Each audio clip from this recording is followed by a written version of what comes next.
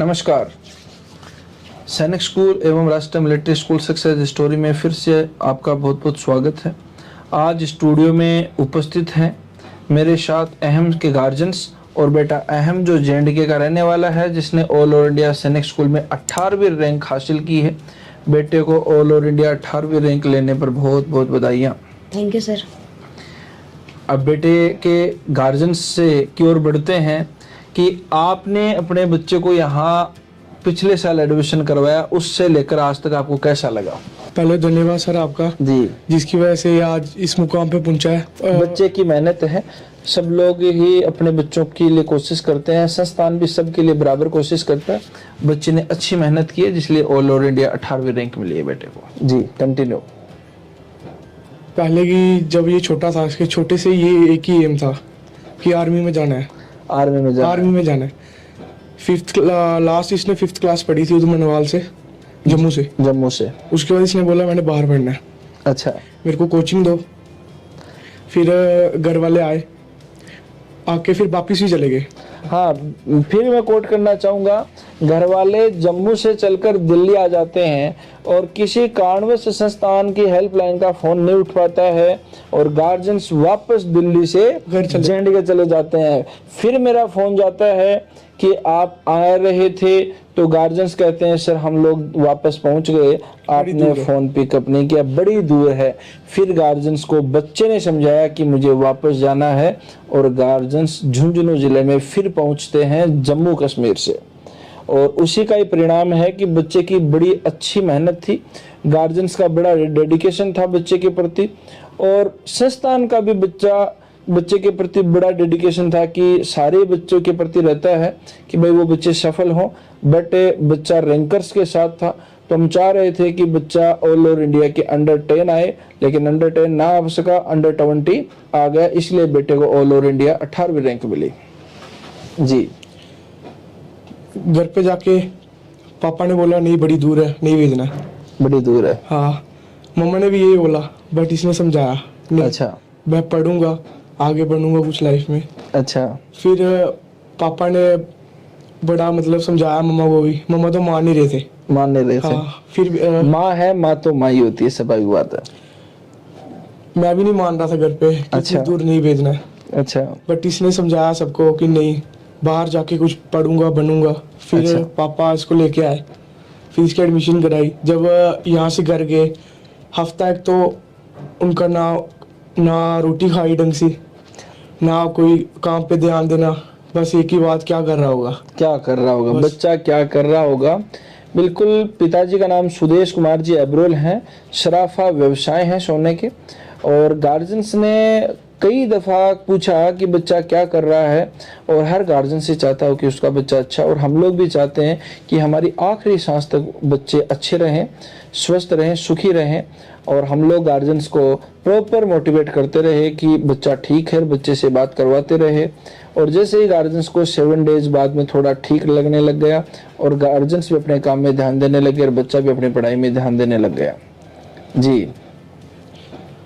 फिर जब इसका 7 दिन के बाद इसका कॉल आया, उस दिन भी पापा रोए। पापा उस दिन भी रोए, मम्मा भी रोए, मामा भी रोई। हाँ, कि ठीक है। इसने बोला ठीक है, सब कुछ अच्छा मिल रहा है। मम्मा ने पहले बात यही पूछी, रोटी कैसी है। इसने बोला ठीक है।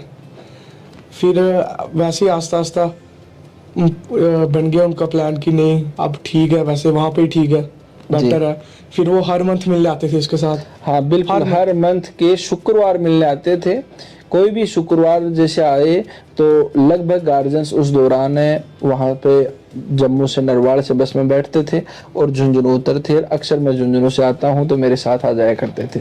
बिल्कुल, मैं भी इसके साथ 2-3 बार मिला हूँ यहाँ पे आके। जी। बट स्कूल का एजुकेशन सिस्टम बेटर है वहाँ से। अच्छा लगा स्कूल का एजुकेशन सिस्टम। बिल्कुल, सिस्टम बेटर है, तभी तो बच्चे ने रैंक ली है, ऑल इंडिया 18th रैंक ली है। बिल्कुल। अभी बेटा सैनिक स्कूल घोड़ा खाल में पढ़ने जा रहा है, उत्तराखंड, जो भारत का सबसे पसंदीदा स्कूल है, जहां कुछ चुनिंदा बच्चों के सिलेक्शन होने के चांस रहते हैं।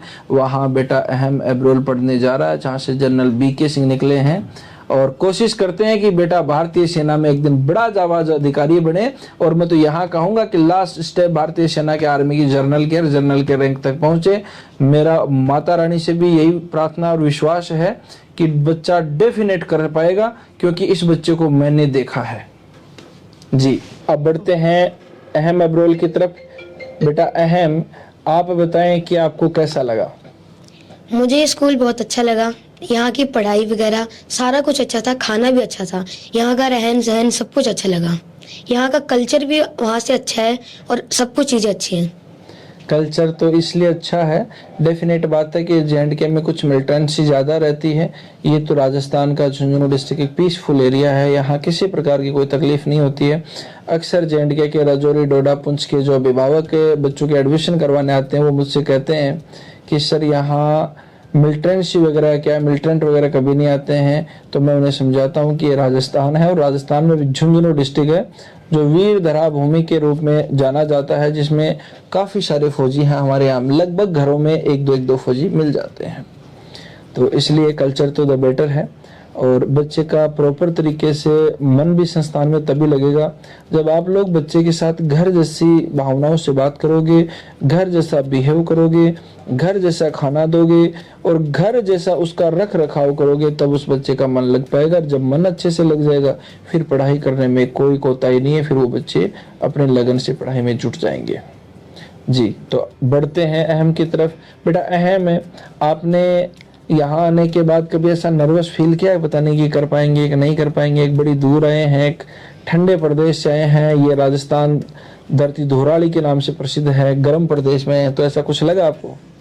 नहीं, नर्वस तो फील नहीं था, लेकिन कभी कभार थॉट्स आते थे कि हम कर पाएंगे या नहीं, इतनी दूर से आए हैं, क्या करेंगे, बाकी नर्वस फील नहीं होता था।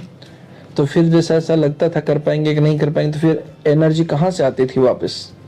जो रोज यहाँ पे मोटिवेशन शाम को हमें बिठा के दिया जाता था, उससे एनर्जी आती थी। जो शाम को रोज मोटिवेशन दिया जाता था उससे एनर्जी रिकवर होती थी बच्चों की। और मैं ये कहता हूँ मोटिवेशन एक ऐसी चीज है जो पत्थर को फाड़ सकती है। ये तो बच्चे हैं, इनके जिगर में तो चाहे जब बस सकती है वो। और इसी का ही परिणाम है कि शिक्षण संस्थान की सक्सेस रेट बड़ी शानदार है और हर साल ये शिक्षण संस्थान अपना कंपटीशन अपने से ही करता है।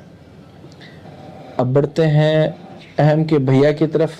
क्या तो आपने जैसा देखा वैसा पाया, तो आपको पता कैसे चला इस शिक्षण संस्थान का कि भाई आप जम्मू से आते हैं, यहाँ कैसे आ पाओगे, बड़ी दूर है, कैसे पता चला? ये सर ये गूगल पे यूट्यूब यही सर्च करते रहता था दिन रात बेटा यही सर्च करता रहता था। कौन से स्कूल में ज़्यादा मतलब एजुकेशन वगैरह, कि स्कूल में मैं पास वगैरह होऊंगा या क्या, ये दिन रात यही देखता रहता था फ़ोन में। फिर उसमें राष्ट्रीय मिलिट्री स्कूल देखा इसने, उधर के व्यूज़ लिए इसने, कमेंट्स वगैरह पढ़े, उसी दौरान इसका मन बना कि मैंने वहीं पे पढ़ना है।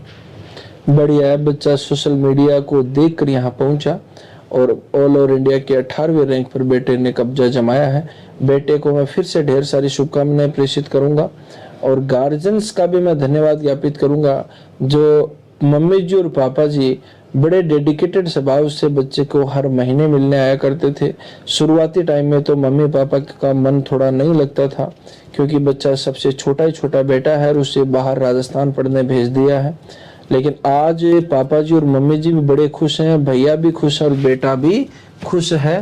तो आशा करते हैं, विश्वास करते हैं आने वाले टाइम में 7 वर्ष बाद बेटा अहम जब NDA SSB की एग्जाम दे, मैं ये देखूं कि पहली लिस्ट में बेटे का नाम मिले अहम अब्रोल, पिताजी का नाम सुदेश कुमार अब्रोल, उधमपुर से यदि बच्चे का नाम मिलता तो बड़ी खुशी होगी उस दिन गार्जियंस को भी और हमें भी। माता रानी से विश्वास करते हैं, आशा करते हैं, उम्मीद करते हैं कि बेटा भारतीय सेना का जाबाज अधिकारी बनेगा।